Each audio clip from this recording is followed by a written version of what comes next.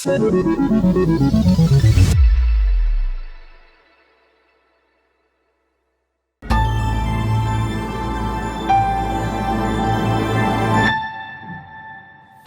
friends, I'm Les Mood, your host. Welcome to the Destination for Innovation series brought to you by the City of Bakersfield and the GreenTech Network. Today we're back in Bakersfield and we have a special community leader with us, Traco Matthews. Welcome to the show. Honored to be here. Thanks for having me. Yeah, it was wonderful to have your wife on, and she really, started us off with a bunch of energy, so it's a pleasure to have you on here as well. I'm curious, what if you could share a little bit about yourself and maybe something that your associates or the world doesn't know about you. Oh my, okay, so first of all, we're here at Kern Family Healthcare, Kern Health Systems. I'm the Chief Health Equity Officer for this wonderful organization that handles the majority of our Medi-Cal members here in Kern County, about 80%. Something that people may not know about me is I actually love the Central Valley and Bakersfield. Everyone else is thinking about where they can move to from here. And I'm one of the few people, I think, who's thinking about, I want to stay here for the rest of my life. And actually, live and be buried here in beautiful Bakersfield. So I love this city in inordinate amounts relative to other people in America. Yeah, absolutely. I normally have a little button that says, I love Bakersfield. You gotta get one of those too. I need one. Yeah. And I totally agree with you. Actually, we were in Vegas last week and just so happy to be home in Bakersfield. So I'm curious, where, you may say or think of, where did my journey begin? If I ask you that question, what comes to mind? Wow. So, I always go kind of back to the beginning, where I was born in Fresno, California. So part of the Central Valley story as well. I lived there through elementary school and then junior high, high school, and undergrad in Sacramento. And so the southern tip of the Central Valley to the northern tip of the Central Valley. I've lived in multiple cities. My wife and I actually were married in Stockton, California, and lived there for a couple of years. And so I absolutely just love all of the different smaller towns for California, but really medium-sized to large towns if you're thinking about other states and so forth. And I love the Central Valley. It is my home. It's where I find purpose. It's where I find a sense of really rest and community and connection. And so it's just a great place. Yeah, that's great. It's nice to hear how your journey began here. And you shared a little bit earlier about your role here, but could you share a little bit about what you do today on a day-to-day basis? Yeah, so as the Chief Health Equity Officer, my role is really to help catalyze and focus our health equity efforts. And really that's related to, I try to say it as simply as possible, health disparities, outcomes that are different sometimes for different groups. So an example would be right here in beautiful Bakersfield, California, a Black mother during the process of childbirth, the entire process, pregnancy and postpartum, is 4 to 5 times more likely to die than women of other races. And that's just untenable in 2023 when we have access to so much technology and things don't have to be that way. But for some reason, or I'd say multiple reasons and multiple factors, there are still those types of disparities in our world and in our community today. And so my role as the Chief Health Equity Officer is to help identify those types of disparities and outcomes related to healthcare, and then get to root cause analysis, figure out what's really going on, what are the factors that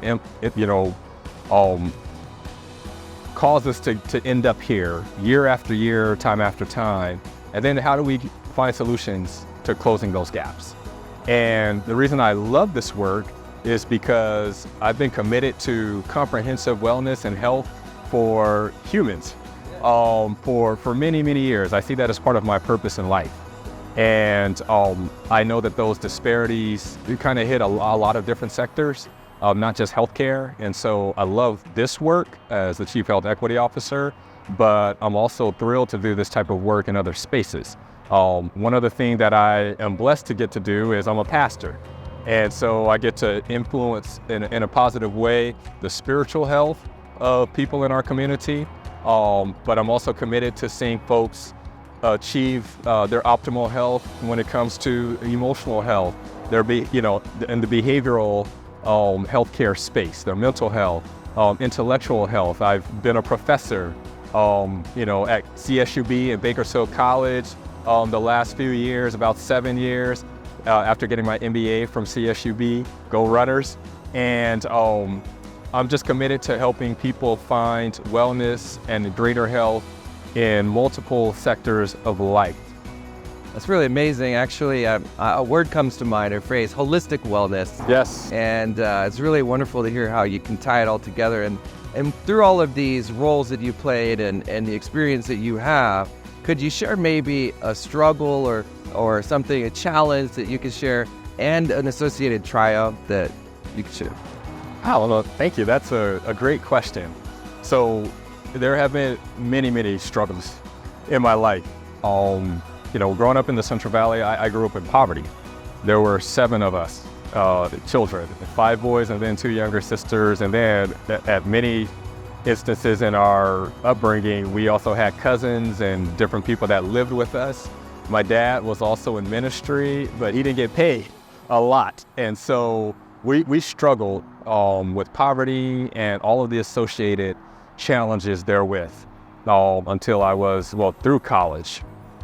And, there are so many things that you discover when you're an adult, when you've grown up without some of the same privileges or opportunities that have lingering impacts and effects. And so, one of the things that I discovered when I started working in the corporate world was that I just didn't really have a network. And so, when I was looking at trying to get ahead in my career and looking at corporate opportunities, most folks out of college, they had family or friends or someone who had done it before. And so they could go and talk to, whether it's an uncle or a parent or a family friend who had paved the way before them. I had no one.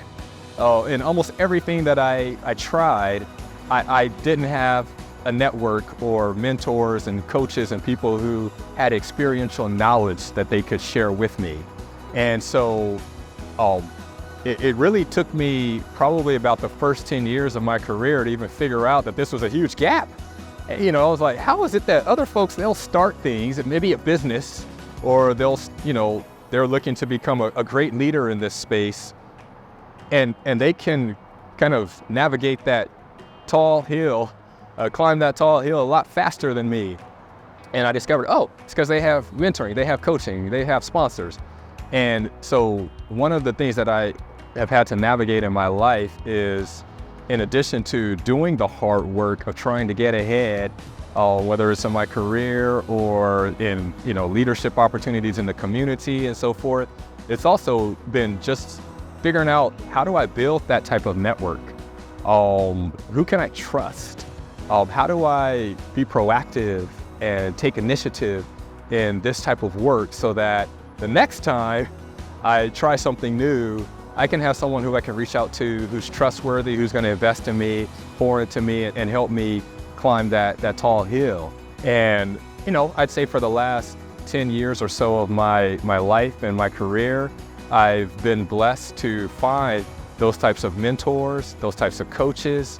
I've listened to them, tried to learn from their experiences, whether that be success or failures. And the outcomes that I've been able to achieve and accomplish have been much, much different. One of the other personal challenges, I think, is, I'm a relatively intelligent human being. I have a master's, MBA, and I've always thought, hey, I'm pretty smart. I can figure things out on my own. And so even getting to my mid-30s and realizing, as smart as I am, I don't know enough about how the real world works or how to navigate some of the unstated, political or just social situations that others might have more experience or might have more help in these spaces.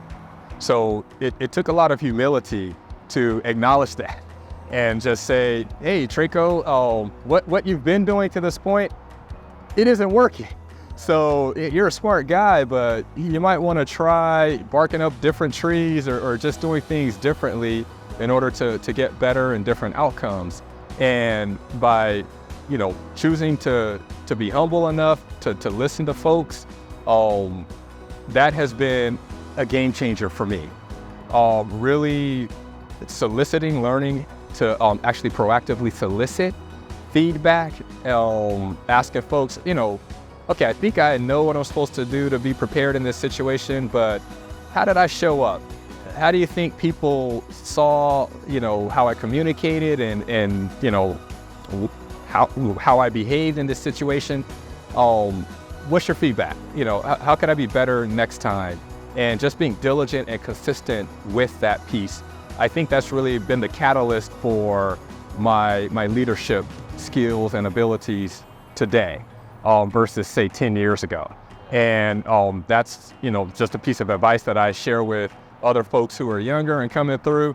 One thing that I always say is you can be right as rain, but do you want to be right and stand in your principles and in your righteousness and ineffective? Or would you prefer to be effective and actually have folks listen to you and choose to follow because you have found effective ways to win their hearts and their minds? And so that's, some of the adversity that I faced because of my upbringing and just that impoverished experience when it came to mentors and coaches, and how I try to intentionally build a different network for myself so that I could be more effective moving forward as a leader. Yeah, it's really amazing, and actually how both you and your wife come from a larger family, both rising up and persevering is really inspiring. And you did share some advice just now, but do you have some additional advice you would like to share for the community? I always have lots and lots of advice. That is one, though, that I do share with aspiring leaders. And it's one thing to know what you want to accomplish, to be educated, to be prepared in every situation. That's great. But understand that in order to be effective, you always have to understand your audience, have some empathy, have some patience, because your rightness is not what's going to fully convince people. You've got to win their hearts and their minds. And I always tell folks, if you want to be a good leader, win hearts and minds. If you want to be a transformational great leader, win hearts first, and the minds often will follow. And so focus on how do I win hearts? And the other piece of advice that I would share is I think that leaders do that best by demonstrating and living a life of genuine care for others. And so that's the one thing that I've tried to do myself as well as a formal leader in a position of authority and power. Wherever I've been, I've always said, okay, I really want to demonstrate genuine care in addition to my personal competence and follow through and skill and education, because I know that often that's the foundation for winning people's hearts. If you don't care about folks as a leader, why should they follow you? And that's, in my opinion, it's a rhetorical question. They shouldn't. You shouldn't follow folks who aren't taking you to greener pastures. And so I always give the advice of, if you want to be a transformational leader, find a way to genuinely care about others. It's directly correlated to the height of your potential, the depth of your genuine care. Yeah, it's amazing, and I think this applies universally to any type of aspiring leader. And I'm gonna have to watch the video and absorb that myself over and over again. I appreciate you sharing that. This next part of the interview is more of a thought experiment, like to take away some of what we know may be roadblocks or hurdles or things that are holding us back, and to say, what are the possibilities, and to explore those possibilities. Are you ready? Absolutely. Okay. So the first question in the second part is, what is some low-hanging fruit that society or people could bite into to make the world a better place? Oh man, that's a great question. And actually it's a question that I've given a lot of thought to, which is crazy. So I have this vision that we could live in a world where every single resident in, say my place of work, or at a school, or in our community, would feel a strong sense of belonging. That sense of belonging is so connected to health across sectors, whether it be spiritual health, emotional health, physical health. That sense of belonging is crucial to sustainable success. And so then I think of it from an individual perspective, not just an aggregate perspective. And it's what can I do to help create an environment or a condition, a climate where people feel that sense of belonging around me. And the action that I would ask folks to take, whether they're in leadership roles and you could potentially impact the system or that aggregate condition and sense of belonging, say for the city of Bakersfield or for Kern County or for the state of California, and just, take it down to the grassroots level. In my school, what are the behaviors or what are 2 to 3 things that I could do to make sure that everyone I interact with feels a stronger sense of belonging, especially the people that I'm in class with or studying with. In my place of work, how do I make sure that the people on my team feel this strong sense of belonging? How do I cultivate that, encourage that, and celebrate it? In my church, what can I do to make sure people feel a strong sense of belonging? They're probably gonna stick around longer and be more spiritually healthy. And just in every sector, I think that is a question that should drive our daily interactions with other human beings and our behaviors. And so if I had like one call to action for everyone in the city of Bakersfield, everyone in Kern County, everyone across the state of California or across the world, it would be think every single day, what actions can I take to create a stronger sense of belonging for those in my circle?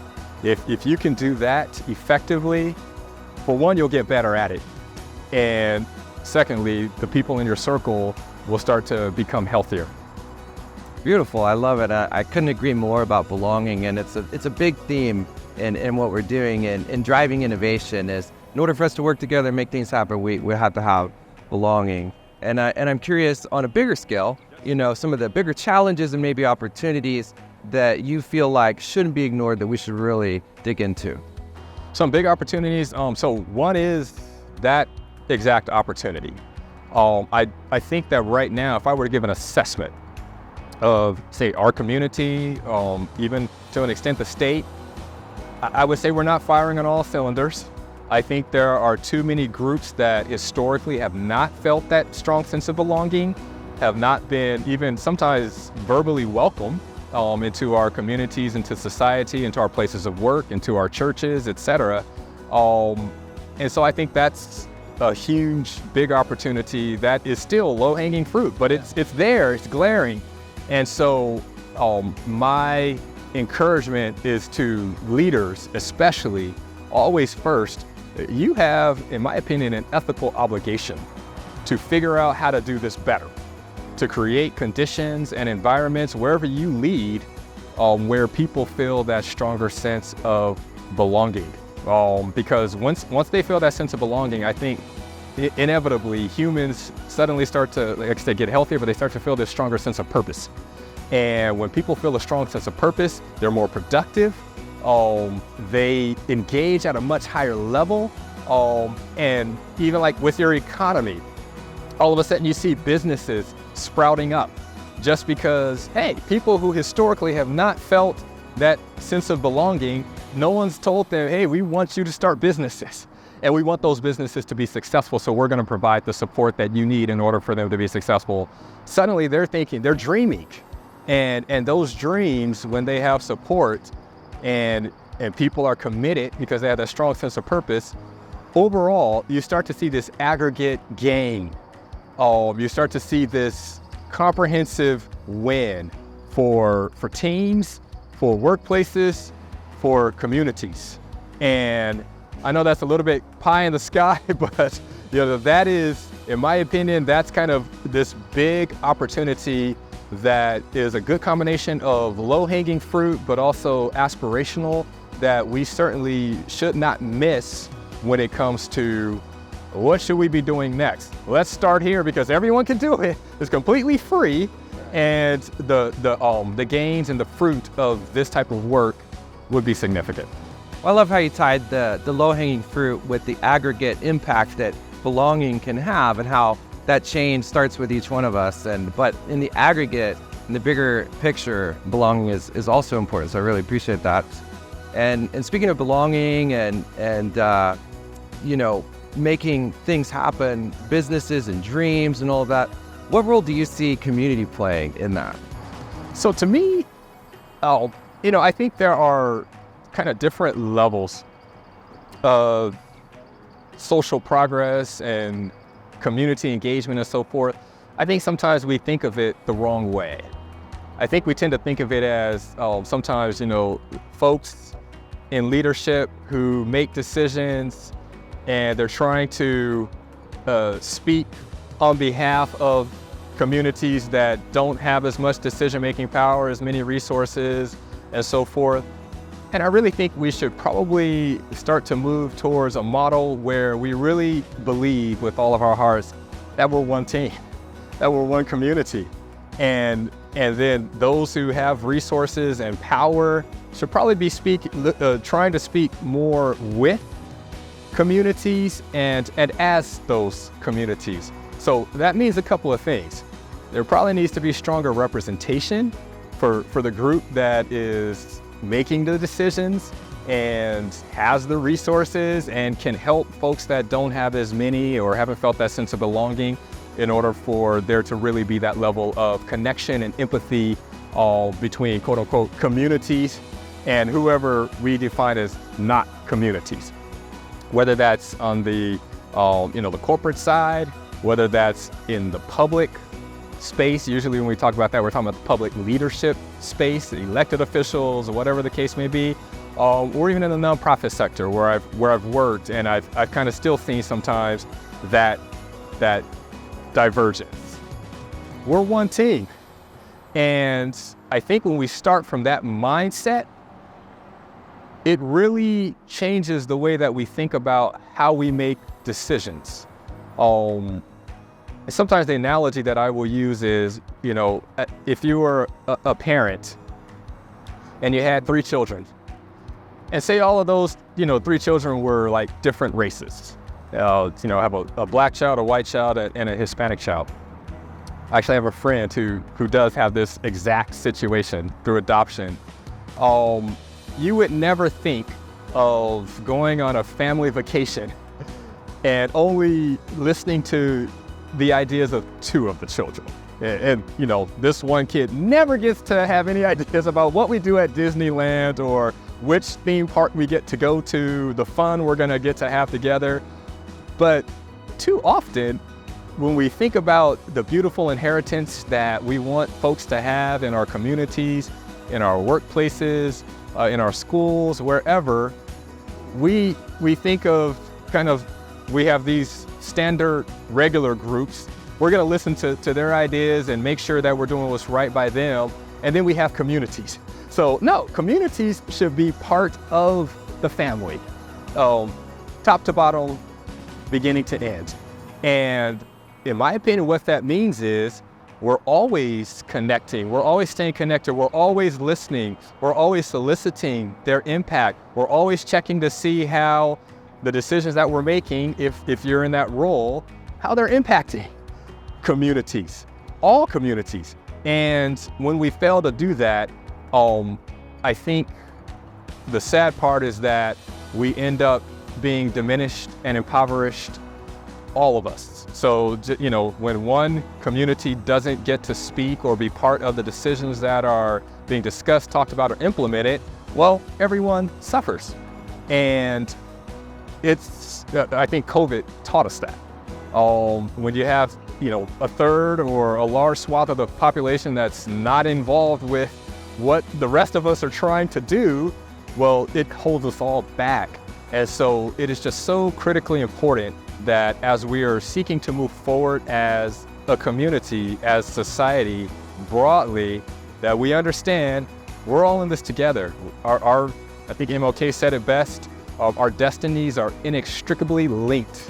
And we have to understand that, and we have to embrace that with everything that we do. That includes our decisions, That includes our economy, that includes education, that includes healthcare, that includes every single sector that we often talk about kind of from this bifurcated perspective.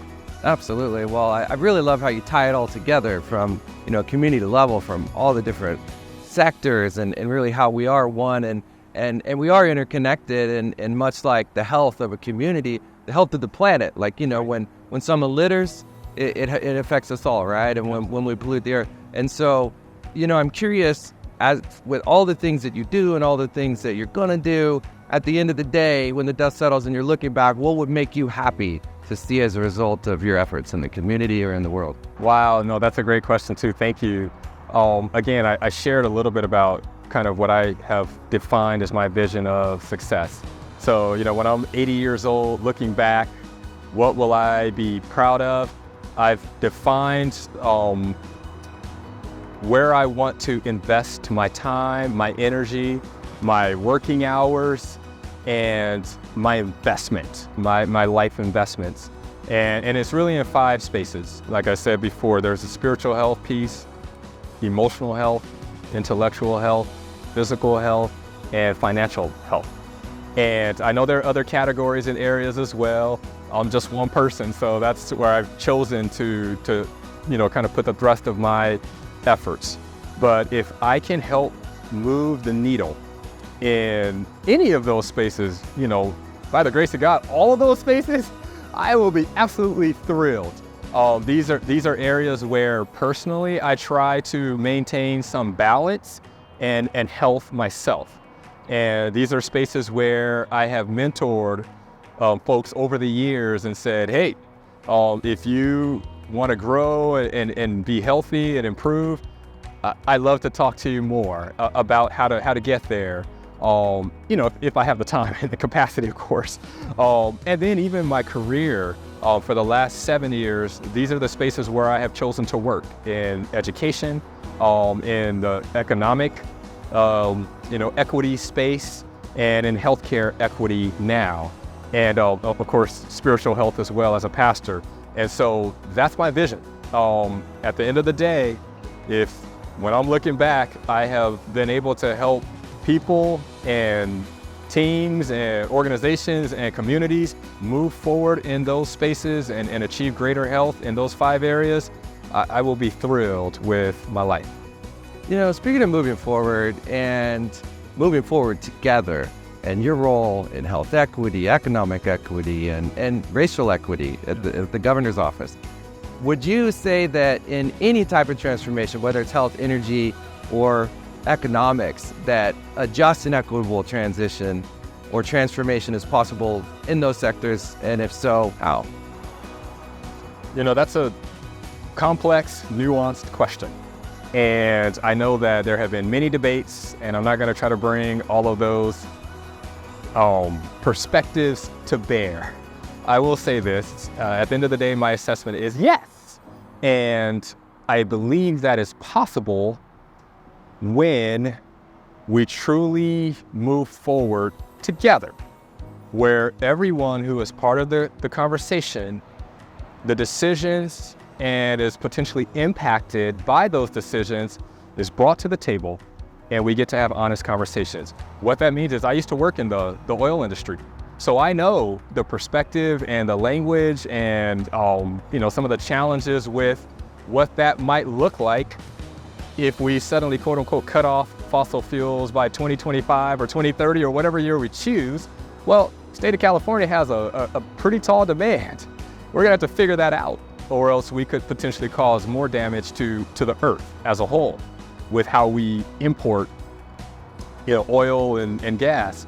But then I also know some of the impacts to communities that have not historically been part of some of the decisions that were made in that particular industry and in some other industries. And I think the only way we actually move together is by first coming together and having some real heartfelt, honest conversations, rebuilding and restoring trust, being willing to listen to the different perspectives and really hear folks and those underlying cares, And when we understand what those underlying cares are, I think we can find solutions that we haven't thought about to this point, that maybe no one has thought about to this point. I think California is always on the cutting edge of innovation and creativity. And so why not us? Why not us? Why not this community? I think there are certainly opportunities to build brand new ideas, entrepreneurial opportunities, business opportunities, trading sector opportunities that can help us move in a direction to where we are not so dependent on fossil fuels like we used to be. And we don't have to lose, all of the good paying jobs. We can create additional good paying jobs such that there's not, super negative impact to everyone right now who is doing incredibly well, in that industry and has historically. And so again, I think it's going to take some difficult, courageous conversations in order for us to do this well. But I think we've got the heart, I think we've got the courage, and I think we've got the brain power to actually be effective in this space. But it's about us coming together, seeing ourselves truly as one team, and then anything is possible. I agree. I think a lot is possible, and I'm really grateful for you, for what you do in the community, for speaking with us today, for your voice, and having these conversations. It takes a lot of courage, and I appreciate it. So thank you for coming on the show. Absolutely, my pleasure. Thank you for having me. I look forward to it. Absolutely. And thank you for joining us on the Destination for Innovation. That's it for today, but make sure you connect, collaborate, and create with Traco. Make sure to like, comment, share, and follow, and we will see you soon.